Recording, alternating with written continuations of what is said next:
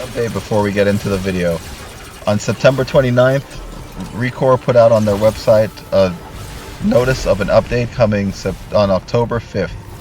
In this update, they say you will experience decreased loading times, see audio and visual improvements, and notice improvements to the issues you may have experienced with waypoints, achievement tracking, collision locations, checkpoints, and respawn points.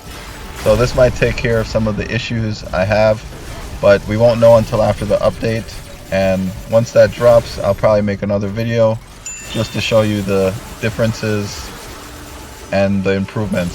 So I'm glad to see that they're still updating this game and trying to make it better for the fans. First, I would like to thank the people at Concept, Armature, and Microsoft Game Studios for making Recore. It's really been a blast to play and a nice change of pace. But I've also seen a few things that I think could use a little tweaking or improvements to make playing the game more fun and more engaging. Number 8 is shorter load times. This used to be my number 1, but on September 21st, Recore put out an update that said, "Greetings, Far Eden adventurers. Thank you very much for all the comments, likes, shares, and general feedback about your experience playing Recore during the past week. We've enjoyed seeing your first impressions of Recore and welcoming many more of you into the community. The more the merrier." With that said, we want you to know that we've been listening closely, and the number one thing you've mentioned you'd like to see improvements on is load times. We heard you, we appreciate your patience, and we have good news. An update will be released this week for Xbox One and Xbox One S that will improve load times on those platforms. Keep in mind, some areas may continue to take more time than expected to load because they are larger zones, but we hope this update improves your overall experience traveling through Far Eden.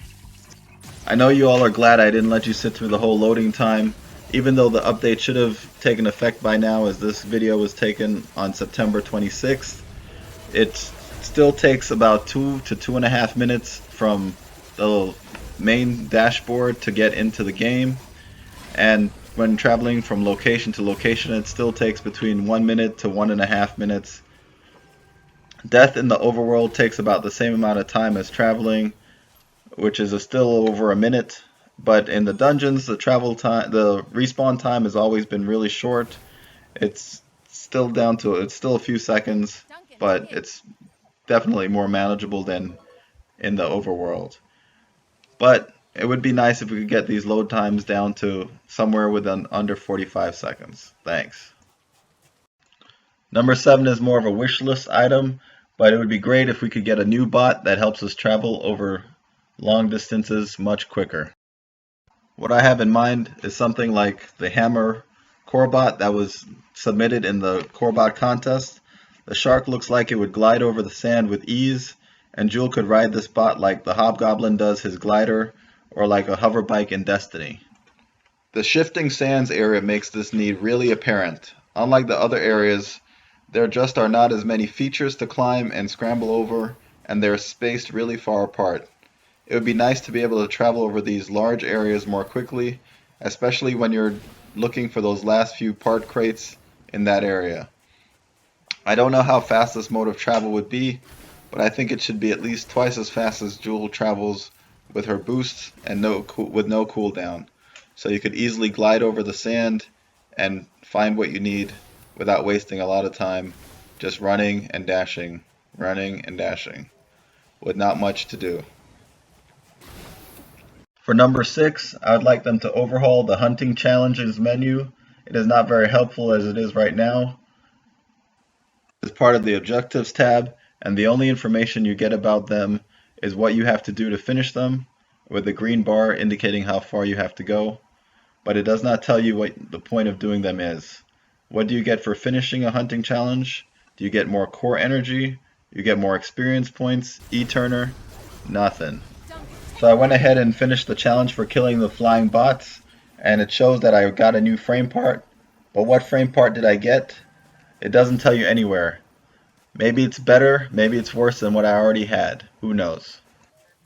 Back in the menu, you can see that they have all this wasted space on the left that lists your blueprints and lets you track one of them to make sure you have all the pieces needed to build it. But you can do that at the workbench and the whole tracking blueprints has its own issues. They should use this space to tell you what you get for doing each hunting challenge when you select one, and hints as to where you could probably complete it. Maybe allow you to select a challenge, and it would put a marker on the map as to where to go. Number 5 for me is the workbench, which could use a few tweaks in order to make it more accessible and easier to use and a little bit more fun. The workbench could use some adjustments to the blueprint section. As you can see, the top half of the screen shows the frame parts that you can build, and the bottom half shows the frame parts that you have built in completed frame section. But all of the completed frame pieces have a green check mark on them. I think this was done to show which frame pieces you have built, but they are already in the completed frame section, so why do you need a check mark? It's redundant. This was probably left over from an earlier build that had all the frame pieces in one place. What the developers should do is only use a check mark to indicate the frame pieces that is currently on your core bot. This would help with another issue, comparing frame piece stats. Obviously, if you remember what is equipped, you can do this mentally, but the game could make it a lot quicker. Currently, the only way to compare your frame pieces is to go to the build piece and then go to the core bot section. Here, it will compare the pieces highlighted with the piece equipped and show you if the stats go up or down. You should be able to see the difference before you build a frame piece so that you don't have to waste assets building a piece that does not really improve your bot. Not all higher level pieces have better stats. As you can see, this red hatchling spider body frame is the level 17, and it's the highest attack level I've found. Even this level 30 piece only has 22, but the spider frame had 33, and it has 19 for the defense versus the 20 for the level 30 frame. So even these other higher level pieces don't beat it in attack and just give it a little more defense. And some have lower energy, like this purple level 25 piece. Here you can see I have a few ape head pieces with red X showing that I'm missing parts to build them. If you click on the X button, you can track these pieces and you see the list come up. So it would be nice if you can only track one piece at a time though, and it would be nice if you could track up to 4 so that if you're building a whole new set, you can get all the pieces you need. But then when you go to the stash, it doesn't indicate what pieces you're tracking, which is not very helpful. They could highlight the pieces I need with red and indicate the pieces I already have enough of with green. When all the pieces are green, I know I can build the frame parts that I was tracking. It would also make it easy to see if I could combine or split some parts to make what I needed, or if I had to go hunting to find them.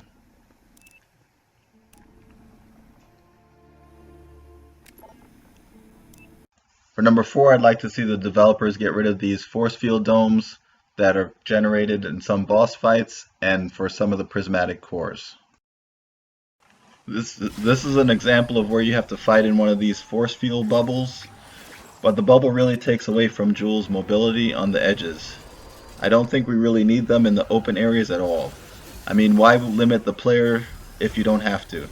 There are no environmental hazards that need to be avoided like in some of the boss fights, and if the player wants to run away and fight from a distance, you should let them. This could lead to trigger more enemies in the area, but that is a risk a player should be allowed to take.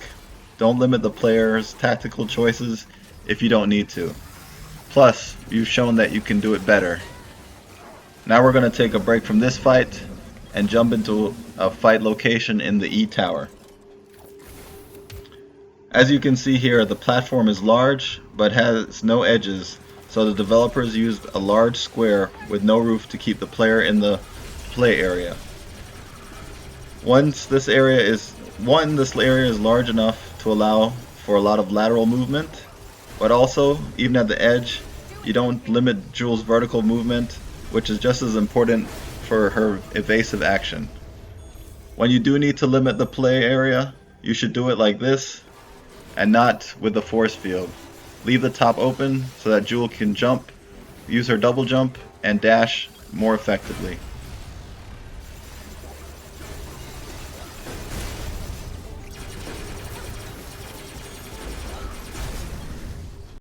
This might show my bias against platforming in games, but Recore has been pretty good, except in the traversal dungeons. I think you should really revamp the checkpoints. Now she's about to land on a checkpoint. You see those red lines come down, showing that that's where you will respawn when you die. And it's a nice safe spot where nothing will hurt you. So I'm going to run around a little bit to get away from the checkpoint. And now I'll show you guys what failure looks like. Oof. I didn't cut the time here, but as you can see, the respawn is pretty quick. Now we'll go to the repository blitz to show you how they did it wrong. Okay, so now we're about halfway through the dungeon. I'm going to go past these balls, and you'll see I land on this square with the forward-facing arrows. It's a nice safe spot, good place to land, good place to start. Use your spider, grab the yellow key, and then here is a good place to die. It's a pretty tricky spot, and you can die a few times pretty easily.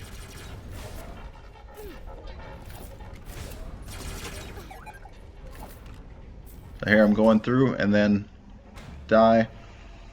And where did they put you back? Right here next to this electrified ball, where this blue spot is right here, which would be a much better place for them to restart you and carry on.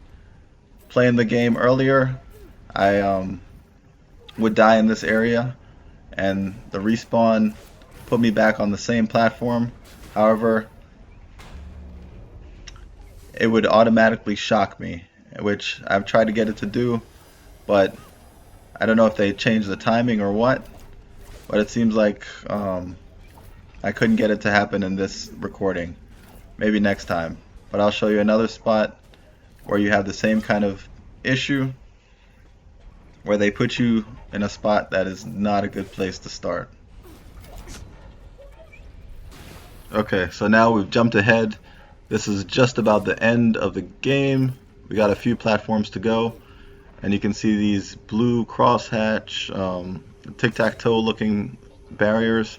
And again, we got a platform with the arrows and the hatch marks that is perfect for respawning. So here I attempt to go through, and then I die. And where did they put me? I slowed this down a little bit right before the platform, and you can see again the blue hash marks. Instant death, nothing you can do as soon as you wake up. So let's go back to real time, and you can see they pushed me back even further. Now they didn't put me on another platform again. That would have been a good respawn spot, but now I got to go through this section and then boost, and then this is about where we came in when I cut the video the first time. On this platform, they put me on the edge where that ball rolls to, and that was where I got shocked immediately. So now you can see again, watch the tic-tac-toe pattern. I'm going to try the run again and fail. And then this is in real time. Boom, same thing. There's no way to get out of that, and that just happens over and over and again. So now I'm back on this platform, and I'll run it through one last time. But this time I'm actually going to go all the way to the end and show you the last checkpoint in this area. It's a little tricky. You can shoot it from there if you're quick, showing a little bit of skill. And then you jump here, but the best way to do it is just land on this platform, shoot it there. Number 2 for me is the spider frame rail attachment. Traveling on the spider rails is fun and fast, but it has a quirk that I don't think adds to the gameplay. You actually have to be looking at the connection point in order to catch the rail. That is not a problem when you're on the ground, and the X is also a general context button, so you might want the frame to do something other than attach to the rails. But in a situation where you're in the air falling by a rail and have the spider frame equipped, there's no reason the spider should not attach. I know it could be seen as a skill challenge, but I'm not sure it adds much. Plus, I personally don't like platforming, as I've said many times, so I tend to like it more on the simple side. Another small peeve I have is with the loot crates not being in line with the spider throw. You have to adjust in midair to get the boxes, and it can take multiple tries for no real reason other than to add difficulty to complete the achievement for getting all the crates in a location. Again, this could go to my biases, but hey, this is mine. Although this doesn't involve the spider, it does involve the loot crates, and you run into a similar situation with the flyer in this one area. As you can see, their top crates are over the air geysers. You cannot double jump and reach them. However, the other two locations you could. And then when you use the flyer to go up, it doesn't automatically take you through where the crate is. So you have to find a good place to launch, fly over, and then time your drop just right. It does add a little bit of difficulty, but I think it just feels like one of those things that is filling time.